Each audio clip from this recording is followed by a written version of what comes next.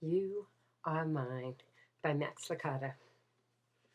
Punchinello lived in Wemmicksville. Just like all the other Wemmicks, he was made of wood and had been carved by Eli, the Wemmick maker.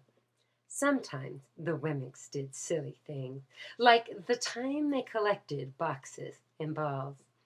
Things started getting a little crazy when a Wemmick named Tuck bought a new box. Others had boxes, but Tuck's was new. Tuck loved his new box. It was brightly colored and he was proud of it. He strutted up and down the street showing off his box. "Have you seen my new box?" he would ask the Wemmicks he passed. "Would you like to touch it?" Tuck found Punchinello. "Don't you wish you had a new box?" he teased. Punchinello thought Tuck's box was beautiful and he wished for a box of his own. Soon, Tuck began to think he was better than other Wemmicks because he had a new box.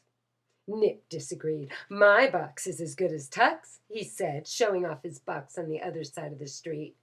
Tuck gave Nip a mad look. Then he had an idea. He stepped into a store and bought a ball. Now, he had more things than Nip: a box and a ball. Nip frowned at Tuck's ball and then bought two balls. He boasted to Tuck, "I have more than you." Before he knew it, Tuck was buying another box. Then Nip bought another ball. Then Tuck bought a ball, and Nip bought a box. Ball, box, ball, box, Tuck, Nip, Nip, Tuck. On and on it went. The mayor tried to stop the whole mess. "You two are being silly," he said to Nip and Tuck. "Why, who cares who has the most toys?" "You're just jealous," they replied, "because you don't have any." "Jealous of you? Ha!" But soon the mayor was in the store buying boxes and balls. Other Wemmicks began to join in: the baker, the butcher, the doctor, the dentist. Before long, everyone wanted to own the most balls and boxes. Some boxes were big, some boxes were bright, some balls were heavy, and some were light. Tall people carried them, small people carried them, everybody carried them, and everybody thought, "Good Wemmicks have a lot. Not so good Wemmicks have little." When a Wemmick walked down the street with a stack of balls and boxes higher than his head, the people stopped. "Now there goes a good Wemmick," they would say. But when a Wemmick passed by with only one ball or box, the others would whisper, "Poor, poor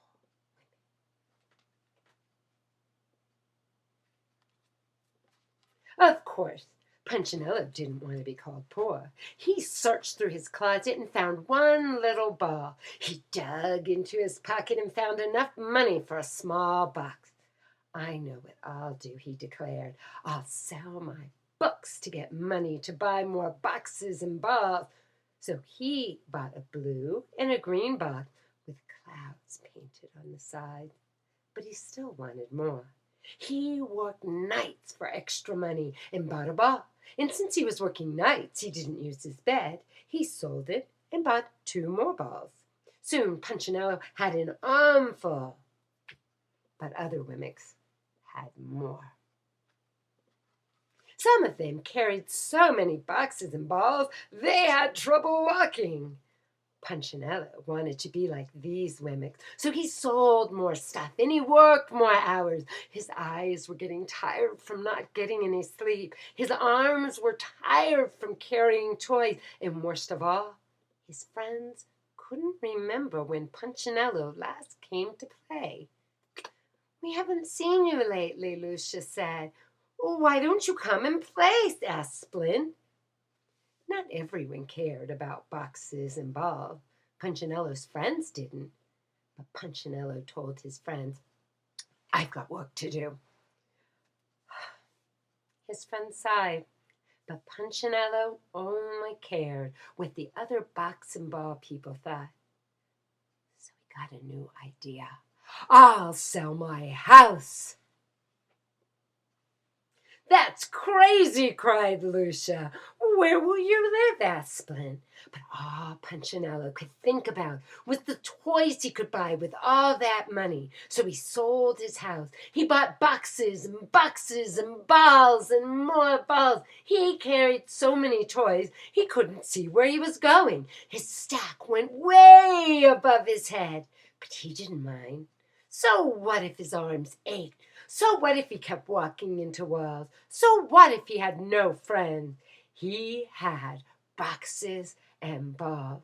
And when he passed Wemmicks, they would turn and say, "Wow, he must be a good Wemmick."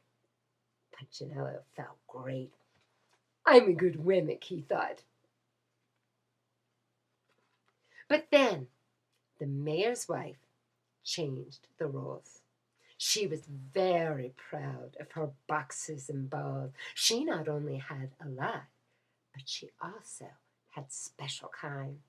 She bought them at the fanciest stores with funny names and left the names on the boxes so everyone would see them. She wanted to be the best Wemmick. One day she had an idea. Not only will I have the most, but I will go the highest. So she climbed on top of one of her boxes and shouted, "Look at me, everybody!" Immediately, all the ball and box people tried to outdo her. One climbed on a fountain, another on a balcony, and then another onto a roof. It was the mayor who spotted the mountain, however. Behind the village stood Wemmick's Peak.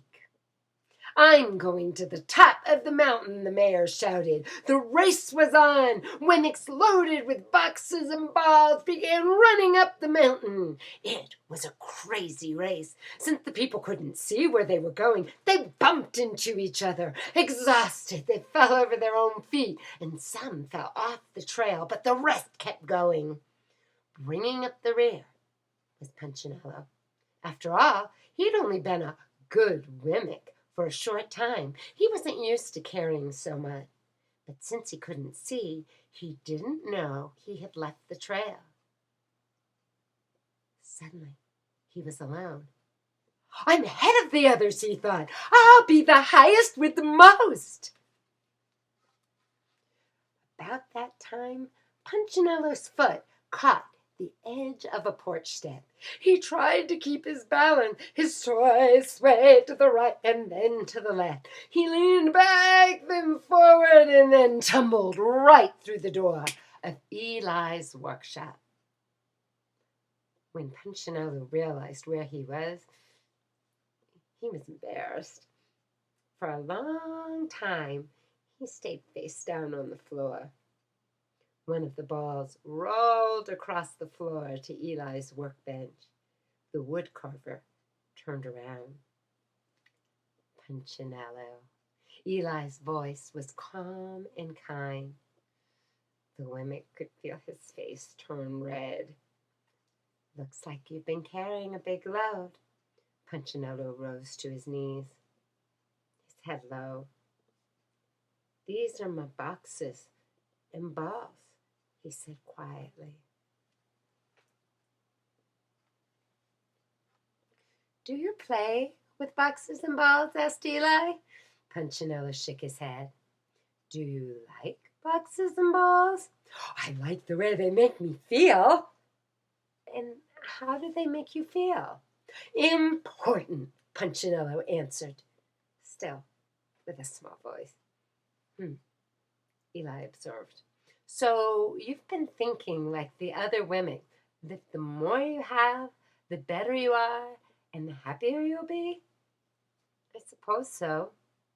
"Come here, Punchinello. I want to show you something." Punchinello looked up at Eli for the first time. He was glad the Wemmick maker wasn't mad. Punchinello followed Eli to the window. "Look at them," Eli said. Punchinello saw the Wemmicks climbing the mountain. They were tumbling, stumbling, and fighting each other to get ahead. "Do they look happy?" Eli asked. Punchinello just shook his head. Do they look important? Not at all, Punchinello said, seeing the mayor and his wife. The mayor was on the ground, and she was stepping on his back. She had a box on her head, and he had a ball in his mouth. Did I create them that way? Asked Eli. No.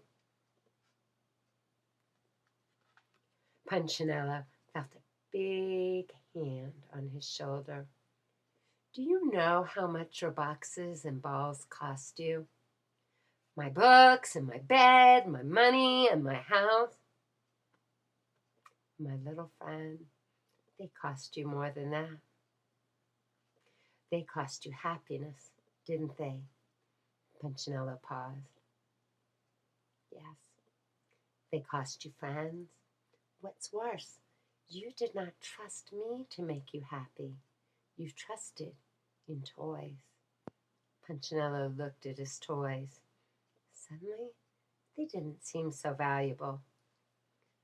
I kind of messed up. That's okay.